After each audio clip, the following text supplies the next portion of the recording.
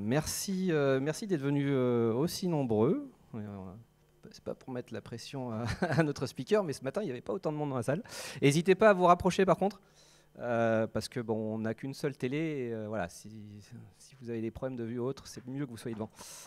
Je vais pas vous parler de Nina en détail, parce que elle a une maître de conférence qui la connaît mieux que moi, donc je ne vais pas aller plus loin dans le détail, je me suis fait piquer ma place. Et elle a la lourde tâche de passer pour un horaire dédié habituellement à la digestion, donc je vais vous demander de rester réveillé au moins 20 minutes.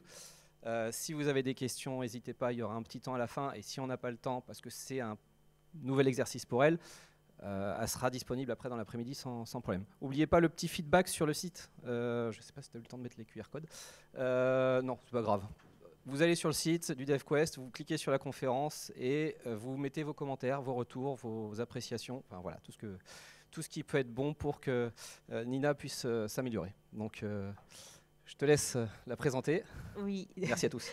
C'est vrai que oui, je t'ai piqué ta place parce que c'est vrai que Nina est une amie, mais surtout j'ai voulu la représenter parce que c'est assez rare d'avoir une femme dans la tech qui a été développeuse, data scientist, ML engineering et récemment product owner à la Maïf.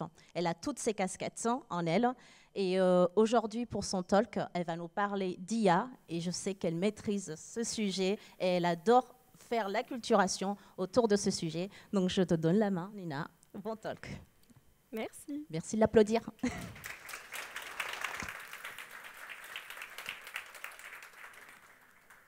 Bonjour à tous. Vous m'entendez bien, du coup, c'est bon? Oui. Ok, super.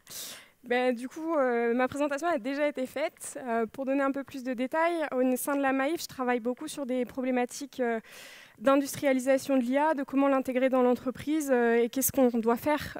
Donc quand on parle d'IA, à savoir d'IA générative, qu'est-ce qu'on doit faire ou ne pas faire avec cette technologie. Et c'est ces réflexions-là qui m'ont amené à vous proposer ce sujet, puisque ce dont on va parler aujourd'hui, c'est de convivialité. Quand je vous dis convivialité, il y a des chances que vous pensiez à la convivialité telle qu'elle a été définie par ce monsieur, Antelme Brillat-Savarin, qui a beaucoup écrit sur la gastronomie française, sur le fait de passer du bon temps à manger, à rigoler avec des potes, en gros, et à faire la Révolution française aussi. Et donc c'est lui qui a proposé la première définition de la convivialité en y mettant tout ce qui va au-delà de juste je m'assois avec des gens, je mange des calories. C'est tout ce qui va autour de profiter de la bonne chair, rigoler, s'amuser, etc. Et ce terme, il a ensuite été repris par un autre philosophe qui, lui, est un peu plus proche de nous puisqu'il est mort en 2002. Donc, il a connu les débuts du numérique, il n'a pas connu ChatGPT. Mais c'est donc Ivan Illich qui a proposé une théorie de ce qu'on appelle la convivialité, qui est une notion qui tourne autour de l'industrialisation et comment, justement, l'industrialisation peut amener à ce qu'un outil de convivial devienne dominant. Donc pour lui, tous les outils peuvent se placer sur un axe entre est-ce qu'il est dominant, est-ce qu'il est convivial. Et les outils ou les instrumentations vont passer des seuils où justement ils vont se rapprocher du fait d'être dominant. Pour qu'une instrumentation soit conviviale, Illich il donne 3 critères. Elle ne doit pas dégrader l'autonomie personnelle en se rendant indispensable. Ensuite, elle ne suscite ni esclave ni maître. Et enfin, elle élargit le rayon d'action personnelle. Ici, on va donc réfléchir à l'IA en tant qu'instrumentation pour voir justement où est-ce qu'on peut la placer et comment est-ce qu'on peut la rapprocher le plus possible du convivial. On va se concentrer sur son usage, c'est-à-dire qu'on ne va pas aller parler de beaucoup de conséquences assez graves qu'il y a autour de l'IA, sur l'extraction de matières premières, sur l'exploitation de beaucoup de personnes dans le monde pour labelliser les données, etc. C'est tout un sujet. On va rester sur des trucs un peu plus light aujourd'hui et donc on va surtout parler de l'usage. On va donc commencer par quelques exemples qui ne sont pas l'IA, parce que même si là je vous ai donné une définition, je suis à peu près sûre que c'est encore un peu flou ce que c'est que la convivialité. On va se concentrer ensuite sur les assistants de développement, sur qu'est-ce que ça implique justement pour le métier de développeur. Et enfin, je vais essayer de vous donner quelques conseils pratiques sur comment s'augmenter sans se déposséder. Une des instrumentations qui a le plus été étudiée et détestée par Illich, c'est la voiture. La voiture, ce n'est pas juste un outil dominant, c'est carrément ce qu'on appelle un monopole radical. C'est-à-dire qu'il y a des entités, qu'elles soient commerciales, institutionnelles, qui ont, avec cet outil, qui ont profondément modeler la société qui fait qu'aujourd'hui, la voiture, à part quand vous habitez vraiment dans un grand centre urbain où vous avez un super réseau de transport en commun, il y a des chances que vous habitiez à une distance de votre travail où vous ne pouvez pas y aller à pied. Personnellement, j'ai 80 bornes, je ne les fais pas ni en vélo ni à pied tous les matins. Donc ça va être voiture ou train.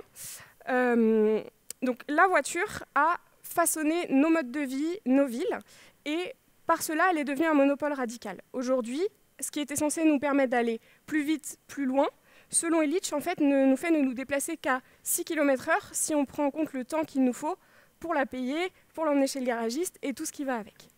Le deuxième point sur la voiture, c'est que c'est un outil qui est tellement complexe qu'on ne peut pas le réparer soi-même, on ne peut pas l'entretenir soi-même, on est obligé de faire appel à des techniciens spécialisés professionnels. Et du coup, à la voiture, Illich oppose souvent le vélo qu'on peut réparer soi-même, qui nous permet effectivement d'aller plus vite, plus loin, et qui ne crée pas de dépendance. Sur le vélo, souvent c'est aussi un des emblèmes des low-tech, et c'est assez logique parce que la philosophie d'Illich autour de la convivialité se retrouve beaucoup dans la philosophie autour des low-tech. Souvent on l'appelle même le père des low-tech.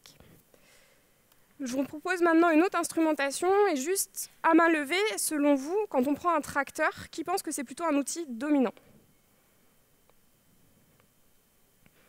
Ok, on va dire au doigt mouillé à peu près moitié-moitié. À la base, le tracteur permet en effet à l'agriculteur de faire plus. Il permet de l'aider, de l'assister sur des tâches physiques complexes. Mais aujourd'hui, les tracteurs sont devenus de plus en plus gros, ont façonné les champs, c'est-à-dire que vous n'avez pas besoin d'aller très loin en dehors de Niort pour voir des immenses champs où il n'y a absolument aucune haie, parce que du coup, on passe avec des énormes tracteurs pour mettre des phytosanitaires, des engrais, etc. Et en fait, l'agriculture est passée d'une agriculture vivrière à petite échelle à une structure énorme, hyper industrialisée. Et en fait, c'est ça qui a aussi dépossédé les agriculteurs de leur métier, puisqu'ils sont passés de quelque chose où ils étaient maîtres de leur savoir, maîtres de leur technique, à on leur impose des savoirs, on leur impose des techniques. Et en plus de ça, il y a des dettes faramineuses qui s'accumulent, notamment pour l'achat de matériel, qui les dépossèdent complètement de leur métier. Un deuxième outil, si on prend le téléphone, ici, qui penserait à main levée que c'est plutôt un outil dominant? D'habitude, il n'y a pas ce ratio-là. D'habitude, c'est un peu plus mitigé. Bon, souvent, en général, quand les gens disent que c'est dominant, c'est qu'ils pensent beaucoup aux réseaux sociaux et justement à quel point on en devient dépendant et ça a un impact dans nos vies. Alors, c'est vrai. Et pourtant, à la base, donc Illich, lui, quand il parle du téléphone, donc il pense vraiment au téléphone fixe de l'époque, mais il le définit comme un outil convivial, dans le sens où ça va nous permettre d'être en contact avec des gens qu'on ne pourrait pas forcément voir autrement, ça va permettre de nous rapprocher. Mais ça peut devenir un outil dominant si ça devient une excuse pour ne plus aller voir les autres. Donc quand vous dites non, c'est pas la peine que j'aille voir mamie ce week-end, je l'ai eu au téléphone, bah là on passe plutôt du côté de l'outil pas très convivial. Et enfin, un assistant d'IA dans notre travail, pas forcément de développement, qui pense ici que c'est un outil dominant. Bon, ça va, le ratio n'est pas trop... Donc, en effet, l'IA a ce côté où ça peut nous augmenter, ça peut nous permettre de faire plus. En tant que développeur, effectivement, ça peut beaucoup aider. Mais il y a un truc, c'est que l'IA a deux problèmes principaux. Le premier, ce sont les hallucinations. Depuis un des exemples très connus, dans une des premières versions de ChatGPT, quand on lui demandait le nombre de R dans Strawberry, il répondait jamais 3. C'était pas du tout un concept... compter les lettres, c'est pas du tout quelque chose d'évident pour un LLM. Et en fait, ces hallucinations font qu'une IA générative va vous donner avec assertivité des informations qui sont complètement fausses. Et le deuxième problème, c'est que les IA génératives, elles ont été entraînées pour être d'accord avec vous. Je ne sais pas si vous avez déjà posé des questions à Copilot, vous posez toujours des questions extraordinaires. Il est toujours super d'accord, tout est super pertinent. Au point où il y a une des versions de ChatGPT il y a quelques semaines qui a dû être rollback, parce qu'en fait, si vous tapiez une phrase du style « j'ai décidé d'arrêter mes médicaments parce qu'en fait, je n'en ai plus besoin », au lieu de vous dire « oula, attention, je ne sais pas de quel médicament tu parles, tu devrais peut-être en discuter avec un médecin », et vous dites « mais oui, tu as bien raison, fais ce que tu veux ». Et si c'est du Doliprane, ça va, mais il y a des médicaments où ça peut avoir des conséquences vraiment dramatiques, ce genre de phrase. Et du coup, face à ces deux problèmes, le petit pansement qu'on dit, c'est pas grave, human in the loop, on fera relire par un humain. Ça veut dire que votre travail, qui était potentiellement de rédiger ou de réfléchir à des éléments, de mettre en forme de l'information, devient relire de l'information qui a été pré-traitée par une machine. Et à partir de là, à mon sens, on passe dans un outil dominant qui va justement façonner votre manière de travailler. Donc, et surtout quand ça vous est imposé, c'est-à-dire qu'on ne vous laisse pas le choix d'utiliser cette IA ou pas. Ces éléments dits, on va pouvoir se concentrer un peu sur le cas du développement. Alors, déjà, en développement, en discutant avec des collègues, moi, il y a un constat que j'ai fait, c'est qu'il y a des profils qui sont hyper augmentés par l'IA générative, alors qu'il y en a d'autres où ça peut être un peu plus mitigé. Ces profils, c'est les seniors. Les seniors, ils ont un esprit critique qui fait que, et quand je dis les seniors, ça va être plutôt des gens qui sont experts sur un sujet. En général, on n'est pas expert de tout. Mais si vous êtes expert sur un sujet, si vous avez eu le temps de vous casser un peu les dents dessus, vous savez comment formuler vos demandes à l'IA, vous savez dans quel piège il ne faut pas tomber, et donc ça vous augmente de fou furieux, parce que vous savez direct aller chercher ce qui ne va pas. Alors que si vous êtes un peu plus novice sur un sujet, ce sera beaucoup plus compliqué de détecter justement ces hallucinations et les fois où le modèle va dans votre sens pour vous faire plaisir, c'est-à-dire qu'en fait, il a été entraîné pour vous faire vous sentir super fort, etc. Et du coup, il va aller tout le temps dans votre sens. Et du coup, ça donne cette courbe que, personnellement, moi, ça m'est arrivé de sentir ça les fois où j'ai justement utilisé l'IA, ce truc de on lui demande de faire un truc, il nous sort un truc, ça a l'air super, puis en fait, quand on commence à essayer de relier tous les petits fils, on se rend compte que non, il faut tout virer, il faut tout recommencer, etc., etc. Et du coup, ça, c'est plutôt quand on est novice sur un sujet. Et le problème, c'est que pour passer de novice à expert sur un sujet, en fait, il faut se casser les dents dessus. Ça fait partie de la boucle d'apprentissage de Galerie. Ici, c'est Microsoft qui a fait une étude justement sur quelle capacité cognitive on sollicite ou pas quand on développe avec de l'IA. Et en fait, quand on utilise un LLM pour nous aider, une solution type copilote, tout le bas de la pyramide, là, on n'y passe pas. Et du coup, toute cette constitution, déjà, ça veut dire que ce sont des capacités cognitives qu'on ne sollicite plus. Donc, si c'était des capacités cognitives inutiles, à la limite, c'est pas grave.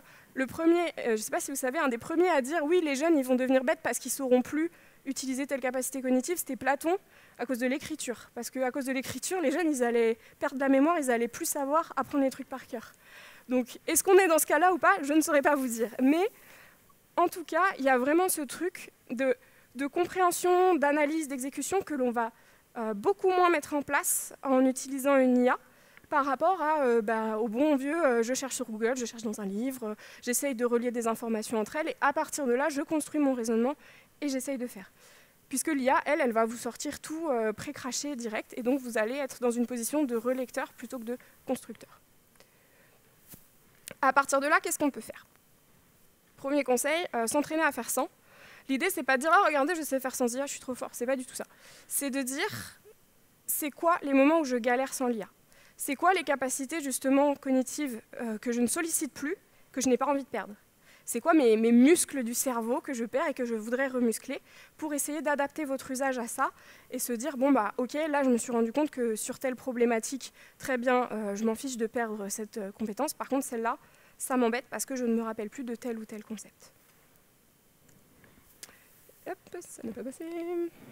Ensuite, vous avez la petite montagne ici. L'idée, c'est de descendre du mont stupide. C'est cette idée que l'IA va vous mettre dans une position où vous allez avoir l'impression d'être extrêmement sachant sur un sujet, alors qu'en fait, potentiellement, il vous reste beaucoup de chemin à parcourir. Et donc, faire un peu d'introspection personnelle. Se dire, OK, sur tel sujet, est-ce que je suis vraiment sûre d'être un expert? Est-ce qu'en fait, je n'ai pas encore un peu à apprendre? Est-ce qu'en allant chercher un peu des fondamentaux quelque part, je ne peux pas justement acquérir plus d'expertise et avoir un point de vue plus critique sur ce que me fournit l'IA? Devenir un peu masochiste, c'est-à-dire que plutôt que de dire à l'IA « fais-moi un programme qui fait ceci, cela, cela », on lui fournit le premier jet et on lui dit « vas-y, défonce-le, défonce tout, dis-moi tout ce qui ne va pas, tout ce qui va me revenir par la suite m'embêter et comment je fais pour l'améliorer ». Et comme ça, on se force justement à construire et à ne pas être dans cette position de relecteur. Cette position de relecteur, on la délègue à l'IA plutôt qu'à nous. Bon, ça, tout le monde le fait, je ne sais même pas s'il y a besoin de le dire, mais plus vous allez laisser des indices, l'IA, c'est un Sherlock Holmes sous stéroïde. Tous les indices que vous allez laisser dans vos conventions de nommage, dans vos commentaires, etc., elle va les ingérer, et c'est tout ça qui va vous permettre sur les tâches un peu rébarbatives, les tests unitaires, la documentation, d'avoir plein d'éléments pertinents qui vont ressortir. Donc, ce qu'on ne faisait pas pour les collègues de demain, des fois, parce qu'on n'avait pas le temps, parce qu'on avait la flemme, bah, peut-être que si c'est pour nous éviter ces tâches-là, on sera un peu plus volontaire, je ne sais pas. Et enfin, il ne faut pas oublier que l'IA générative telle qu'on la connaît aujourd'hui, ce sont des mastodontes. Et quand on parle de monopole radical, on est tout à fait dans une situation où on va y être exposé, puisque les entreprises aujourd'hui qui commercialisent ces solutions ont tout à fait intérêt à ce que ça devienne un monopole radical, parce que ça risque d'être une source de revenus, mais aussi de contrôle des opinions, vu que il y a dans l'IA, quand vous avez une source de vérité standardisée, forcément, vous contrôlez le point de vue sur ce sur quoi, quand les gens vont chercher de l'information. Et donc, utiliser des modèles open source ou essayer d'en utiliser, aujourd'hui c'est très compliqué. Même Meta revendique des modèles open source, et en fait, quand on va voir, ce qu'ils essayent surtout de faire, c'est de faire passer une définition du modèle open source qui leur permette de contourner à peu près le RGPD. Donc on n'est pas du tout sur un truc open source très bienveillant et très libre comme on aurait pu l'imaginer au sens d'Ivan Illich. Donc essayez de contribuer, essayez d'utiliser quand c'est possible des technologies open source, c'est aussi permettre de passer dans une situation de monopole radical où on se retrouve complètement dépendant financièrement d'énormes entreprises. Voilà, je vous remercie pour votre attention. Je ne sais pas si on a du temps pour les questions.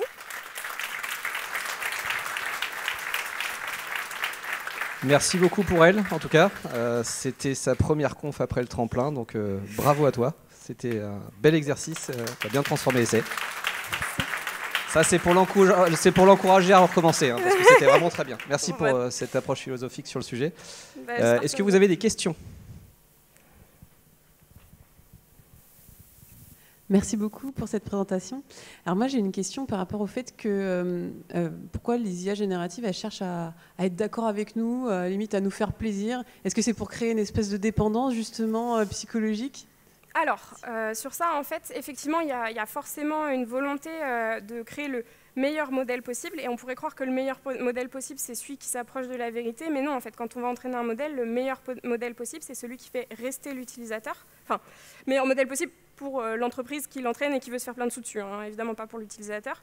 Et du coup, en fait, dans les personnes qu'on va embaucher pour labelliser les données et pour valider les bonnes réponses, souvent, elles vont justement avoir tendance à survalider. Enfin, on va leur donner aussi les instructions, mais de survalider les réponses qui sont très flatteuses pour l'utilisateur, parce qu'on sait que derrière, c'est ça qui va le faire rester. Merci.